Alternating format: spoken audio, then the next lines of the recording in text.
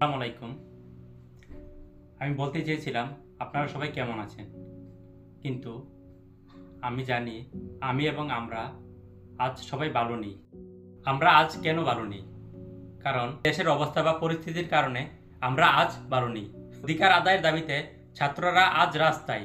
চেয়েছিলাম অধিকার, কিন্তু সরকার আমাদের বানিয়ে দিল রাজাকার। আমরা প্রতিনিয়ত হাতে মোবাইল নিয়ে বসে থাকি। আমাদের দেশে আজ কি হচ্ছে আমরা জানি না।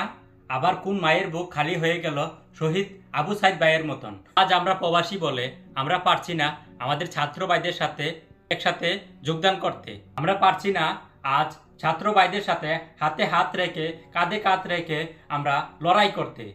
আজ দেশের এই পরিস্থিতির কারণে দেশে দুদিন ধরে ইন্টারনেট বন্ধ। আমরা পারছি না দেশে কি হচ্ছে তা জানতে।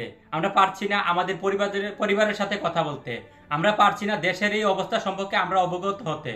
কিন্তু আমরা চাইলে এই প্রবাস থেকেও আমরা তাদের সাথে লড়তে পারি। এই যুদ্ধে আমরাও অংশগ্রহণ করতে পারি। শুনেন সব প্রবাসী ভাইয়েরা, আমরা হলাম প্রবাসী যোদ্ধা।